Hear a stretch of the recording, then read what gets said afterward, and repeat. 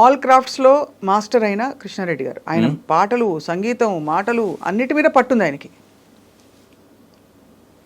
So ఇంత ఆయన నమ్రత, ఆయన మెచ్యూరిటీ సార్. అది చాలా గొప్ప సినిమాలు తీశారు సార్ ఆయన. కుటుంబ కథా నేపథ్యం చిత్రాలు, మంచి సందేశం ఉండే చిత్రాలు. అది మీరు వారు కలిసి. అవును, శుభలగ్నం అసలు జెమ్ సార్. ఇప్పటికీ సినిమాలో, టీవీలో ఎక్కడికైనా వచ్చినా కూడా. శుభలగ్నం నేను 3 రోజులు రాశాను. అబ్బో, ఇంక్లూడింగ్ ట్రీట్మెంట్. పాయింట్ విన్న తర్వాత పాయింట్ నేనే ఆయనకి చెప్పించాను. నేను విని ఫస్ట్ నాకు నచ్చి చెప్పించి ఓకే చేయించాను. చేయించిన తర్వాత యాక్చువల్గా ఏంటంటే అది మైకేల్ డగ్లస్, డెమీ మూర్ యాక్ట్ చేసిన ఒక సినిమా ఉంది, తెలుసు. అది ఇండీసెంట్ ప్రపోజల్. అవును, ఇక్కడ రివర్స్ చేశారు మీరు. ఇండీసెంట్ ప్రపోజల్ నేను చేయలే, ఒక రైటర్ చేసి పేరు గుర్తురాట్లే చేసి నాకు చెప్పాడు. నాకు సిగ్గేసింది, నాకెందుకు రాలేదు ఈ ఐడియా అని. ఆ సినిమా నేను కూడా చూసాను, ఇండీసెంట్ ప్రపోజల్. నాకెందుకు రాలేదు ఈ ఐడియా అని సిగ్గేసింది. సరే చెప్పిన తర్వాత నచ్చి నాకు పాయింట్ చెప్పా. ఇక్కడ అతని దగ్గర కొనిపించిన తర్వాత సరే కూర్చుందాం డిస్కషన్ అన్నారు. అవసరం లేదన్నా, నాకు వదిలేండి, నేను రాస్తాను. 3 days కంటిన్యూ టక్క కూర్చొని రాసేసాను. క్లైమాక్స్ వారం పట్టింది, క్లైమాక్స్ అవుట్ రాయడానికి. గమ్మత్ ఏం చెప్పుంటారా, ఎక్కడ ఇండీసెంట్ ప్రపోజల్ ఇటు తిప్పితే శుభలగ్నం అయింది, శుభలగ్నం ఇలా చూస్తే శ్రీకృష్ణ తులాభారం అయింది. అంతేగా. కాబట్టి మన కథల్ని మించిన కథలు ఎక్కడ లేవు. శ్రీకృష్ణ తులాభారం యాంగిల్స్ ఎప్పుడు ఎవరు ఆలోచించలేదు. సత్యభామ, అవును అంతే కదా, అమ్మేసుకుంది. శుభలగ్నం తులాభారం. సో భారత భాగవత రామాయణాల మించి కథలు లేవు. ఒక్కోసారి ఇంకొక విషయం చెప్పాలండి, ఎందుకంటే చూసేవాళ్ళలో కొంతమంది కన్నా ఒక విషయం అర్థం అవ్వాల్సిన విషయం ఉంటుంది. రీమేక్ సినిమాలు చేసేటప్పుడు థియేటర్లో చూసి కొనకూడదు. ఎందుకు అంటే మనకు ఆ భాష రాదు, మనం వెళ్ళి చూస్తాం. అక్కడ ఆ భాషలో వాళ్ళు బాగా తెగ నచ్చేస్తుంది వాళ్ళకి. ఎందుకు నచ్చిందో మనకు తెలియదు. నేటివిటీ, చప్పట్లు కొడుతుంటారు, ఏళ్ళు వేస్తుంటారు. అక్కడ లోకల్ పాలిటిక్స్ ఉండొచ్చు, లోకల్ సెటైర్లు ఉండొచ్చు, మనకి తెలియదు. మాకు జరిగింది అట్లా. నేను, కృష్ణారెడ్డి గారు, నరసారెడ్డి గారు అని ఒక ప్రొడ్యూసర్, ముగ్గురు కేరళ వెళ్ళాం ఓ థియేటర్కి. ఫుల్ 50 రోజు హౌస్ఫుల్. ముగ్గురిని లేపి రిక్వెస్ట్ చేసి ప్రేక్షకుల్ని మా ముగ్గురిని కూర్చోబెట్టి సినిమా చూసాం. అసలు స్టార్టింగ్ నుంచి ఈలలో కప్పట్లు, చప్పట్లు, కేకలు. సబ్జెక్ట్ కూడా బాగుంది, సబ్జెక్ట్ కూడా అర్థమవుతుంది, సబ్జెక్ట్ కూడా నచ్చింది మాకు. వచ్చాం, బ్రహ్మాండం అంటే బ్రహ్మాండం అనుకున్నాం, కొనేసాం. స్ఫటికం దాని పేరు, తెలుగులో వజ్రం అని పేరు పెట్టి తీసాం. ఫ్లాప్. విశ్వనాథ్ గారు చేయించాం ఒక వేషం, దాంట్లోనే ఫ్లాప్. ఎందుకు ఫ్లాప్ అయింటుంది సార్? ఏంటి ఫ్లాప్ అంటే కారణం, ఈ జనాల చప్పట్లలో వీటిల్లో మేము గ్రహించిన ఒక పాయింట్ ఏంటంటే, అసలు ఆ సబ్జెక్టు మన నేటివిటీకి సరిపోతుందా లేదనేది మేము ఆలోచించలేకపోయాం. అంటే దాంట్లో ఏంటంటే, కేరళలో ఒక పిల్లవాడిని టీచర్కి అప్పచెప్తే టీచర్ వాడిని చంపేసినా ఊరుకుంటారు. నువ్వేమన్నా చెయ్యి, ఏ పిల్లవాడు వచ్చి టీచర్ మీద రిపోర్ట్ చేయడానికి వీల్లేదు. అవును, అటువంటి ఎన్విరాన్మెంట్లో పిల్లల్ని పెంచుతారు వాళ్ళు. మన వాళ్ళు పిల్లల్ని ఏమన్నా అంటే వెనకాల విరుచుకుపడిపోతాం, మనం అడ్మిషన్ చంపేస్తాం, మాస్టర్ని కొట్టేస్తాం, చాలా కూడా చేస్తాం మనం. ఇలాంటి అడ్మినిస్ట్రేటర్లు అద్దెసుకొచ్చి చూపిస్తే అసలు అతకల, అందుకని బతకల. కానీ మొత్తానికి అయితే కృష్ణారెడ్డి గారితో మీరు కాబట్టి ఏంటంటే, మీరు రీమేక్ చేయదలుచుకున్నప్పుడు రూమ్లో కూర్చొని చూడండి. అప్పుడు ఈ చప్పట్లు ఇవన్నీ వినపడవు, మీకు సబ్జెక్ట్ అర్థం అవుతుంది. ఓ ఇది మన నేటివిటీ పడదు అని పక్కన పెట్టచ్చు. అది చెప్పదలుచుకున్నది. శుభలగ్నం సినిమా సార్, ఆ క్యారెక్టర్స్ రాస్తున్నప్పుడు ఆమెని క్యారెక్టర్ నెగిటివ్గా రాయలేరు, కానీ నెగిటివ్ క్యారెక్టరే. అది చెప్తాను, అది రాసేటప్పుడు నాకు ఖచ్చితంగా తెలుసు, ఈ క్యారెక్టర్ని నెగిటివ్ చేస్తే సినిమా ఫ్లాప్. చిన్న అమాయకత్వం పెట్టి ఆ క్యారెక్టర్లో, నా భర్త కారులో తిరగాలి, నా పిల్లల కారులో తిరగాలి, అక్కడ ఎక్కడా కూడా అమ్మాయి నేను నగలు దిగేసుకోవాలి, నేను ఇచ్చేసుకోవాలి అని ఎక్కడ అనలేదు చూడండి. ఏదో కానీ స్టేటస్ కాన్షియస్నెస్ కొంత ఉంటుంది అంతే తప్ప. పిచ్చిది. నా భర్త కాలంలో తిరగాలి, నా పిల్లలు ఇలా ఉండాలి, నా ఇది ఉండాలి అనే ఒక చిన్న అమాయకత్వంతో కూడిన క్యారెక్టరైజేషన్ చేయకపోతే కనుక సినిమా ఫ్లాప్ అవుతుంది. సినిమా పెద్ద ఫ్లాప్ అయిపోతుంది. ఒక భయంకరమైన రాక్షసుగా చేస్తే సింపతి రాదు. అదే అలా కుదిరింది. కుదురుతాయి సినిమాలకి. ఏది గొప్ప ఎవరు గొప్ప ఏం కాదండి. ఆ కుదరాలి, ఆ టైం కుదిరితే కొన్ని వంటకాలు అట్లా కుదిరితే హిట్టు, కుదరకపోతే పట్టు. కృష్ణారెడ్డి గారి సినిమాలు అన్నింటిలో ఒక సందేశం ఉంటుంది కదా సార్, ఏదో ఒక ప్రతి సినిమాలో ఉంటుంది. కృష్ణారెడ్డి గారు అంటారండి మీరు ప్రత్యేకంగా, అంటే ప్రతి సినిమాలో ఉంటుంది. ఎక్కువ కుటుంబ కథ. కానీ ఇప్పుడు వస్తున్న సినిమాలు అయితే లేవు సార్. ఒకప్పుడు ఒక టైంలో బహుశా మీరు అనేది రైటే, చాలా సినిమాలు ఇప్పుడు దాదాపు అంటే హీరోయిజం అంటే ఏమిటో ఆ నిర్వచనం మారిపోయింది. మనకి నెగిటివ్ షేడ్స్ ఉండే హీరోలు బాగా సూపర్ హిట్ అయిపోతున్నారు. వాడు హత్యలు చేస్తాడు, ఏదైనా చేయొచ్చు, స్మగ్లింగ్ చేయొచ్చు. ఇప్పుడు పుష్ప 2 అద్భుతమైన సినిమా, నో డౌట్. పుష్ప అంటే ఎవరు? స్మగ్లర్. వాడికి పోనీ ఏమన్నా అద్భుతమైన అసలు గొప్ప లక్షణాలు చూపించేశారా? అవి కాదు, అతనికి ఉండే అవలక్షణాలే అవి మంచి ఒక లక్షణంగా ఉన్నట్టుగా చూపించి కన్విన్స్ చేసే ప్రయత్నం ఇప్పుడు జరుగుతుంది. కానీ ఒకప్పుడు హీరో అంటే ఉన్నతమైన విలువలు ఉండాలి. హీరోయిన్ అప్పుడప్పుడు తప్పటడుగులు వేసి అటు ఇటు అయినా కూడా మళ్ళీ తను నేర్చుకుని బుద్ధిగా అంతేగా. మరి ఆ కాన్ఫ్లిక్ట్ మీరు ఎప్పుడైనా ఫీల్ అయ్యారా? అంటే రాసేటప్పుడు out of the box, completely out of the box మీరు ఊహించుకుని ఇలా కూడా జరుగుతుంది, జరిగింది, నేను చూశాను ఈ ఎక్స్ట్రీమ్ సిచ్యువేషన్ అనే కథలు మీకు సవాల్గా వచ్చాయా? అప్పటికి ఇప్పటికి చిన్న తేడా ఏంటంటే గ్రే సైడ్ ఇప్పుడు ప్రతి మనిషిలో ఉంటుంది కదండి.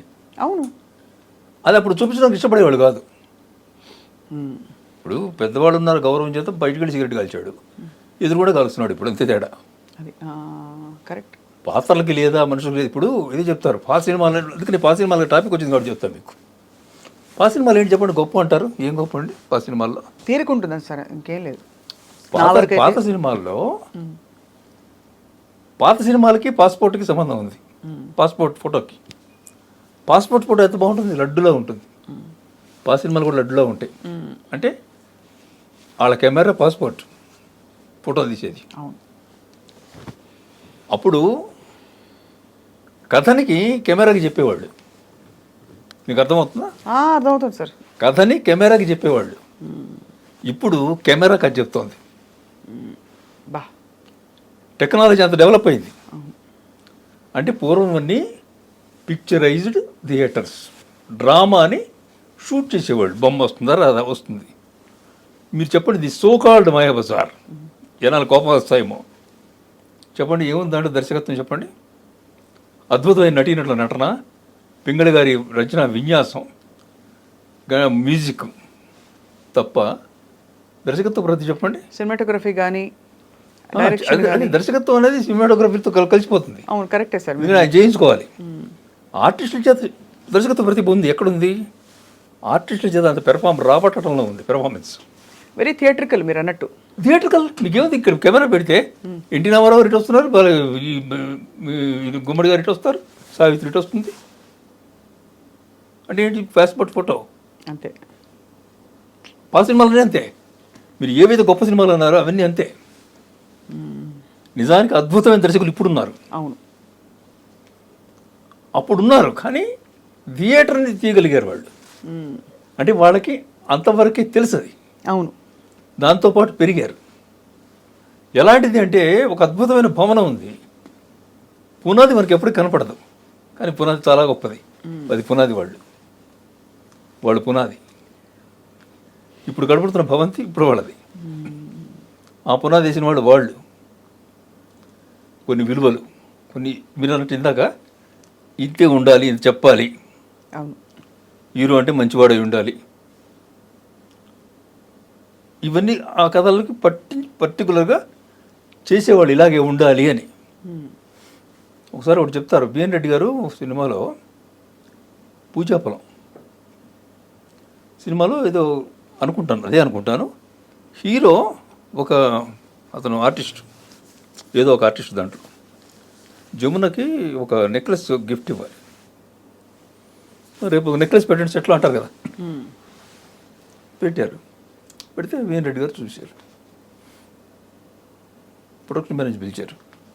ఒరే, నీ టేస్ట్ ప్రకారం నువ్వు మీ ఆవిడ కొన్ని నెక్లెస్ కాదురా నేను అడిగింది.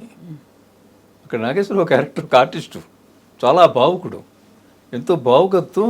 ఆయన తీసుకెళ్ళి ఆ అమ్మాయికి ఇస్తున్నాడు. ఇది ఇస్తాడరా, మీ ఆవిడకి తీసుకో అని షూటింగ్ ఆపేసి ఒక నెక్లెస్ కోసం ఆయన వెళ్ళి కొనుక్కొని వచ్చి షూట్ చేశాడు. అంత పర్ఫెక్షన్ ఉండేది అప్పుడు. అవును, దానికోసం తాపత్రయపడేవాళ్ళు ఆర్టిస్టు దాని ఏమంటారు క్యారెక్టర్ ఫిట్నెస్ గురించి. ఈ క్యారెక్టర్కి సరిపోతాడా సరిపోడా. గుండమ్మ కథ అప్పుడు రేలంగ్ గారు అడిగారు, విజయవాడకి పర్మనెంట్ ఆర్టిస్ట్ కదా కేవిరెడ్డి గారిని, చక్రపాణి గారిని, ఏమండి అందరూ ఉన్నారు, రామారావు గారు, నాగేశ్వరరావు గారు, సూర్యకాంతం, రమణారెడ్డి, జమున, అందరూ ఇంత సావిత్రి, ఇంతమంది ఉన్నారు, నేను ఒక్కడిని లేను, వేషం లేదయ్యా ఇందులో. రమణారెడ్డి వేషం ఉంది కదా అన్నాడు రేలంగ్ గారు. అది నేను వేస్తా కదా అన్నాడు. నువ్వు వేస్తావు, వాడు చూడద్దు. అంటే అంత నిజాయితీగా కూడా ఉండే, అంత ప్రొఫెషనల్గా ఉండేవారు. అది పాయింట్ అక్కడ కదా సార్. అవును, కాదులే మనాడు పెట్టేద్దాం, నో కాంప్రమైజ్, దేవర్ వెరీ క్లియర్. నెవర్. అలాగే ఒకసారి గుమ్మడి గారికి చెప్పారు నాకు. గుమ్మడి గారికి ఒక డైలాగ్ చెప్తుంటే నోరు తిరగట్లేదు, రోల్ అయిపోతుంది.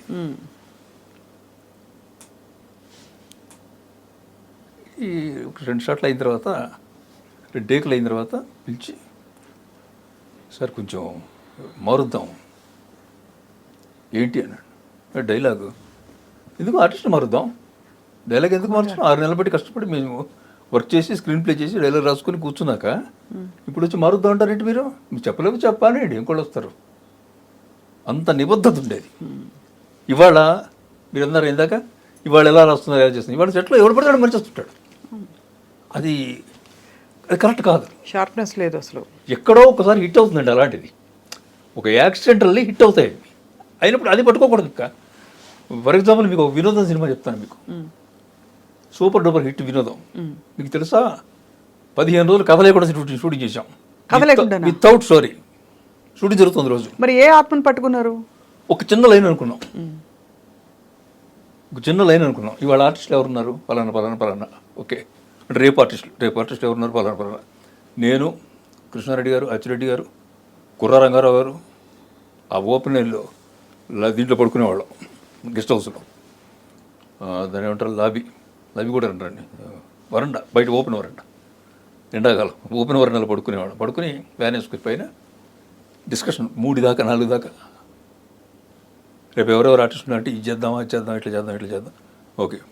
వాళ్ళందరూ పడుకునేవాడు 3 అయ్యేసరికి నేను వెళ్ళి కూర్చొని రాసేవాడిని, వీళ్ళు వేసేసరికి సీన్స్ రెడీ చేసేవాడిని, వెళ్ళి షూటింగ్.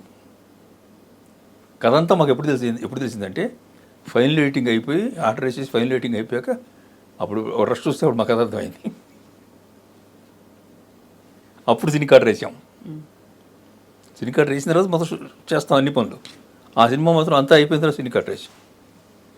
సో అందువల్ల అలా చేయడం కరెక్టా కాదు, అది ఒక యాక్సిడెంట్ అంతే.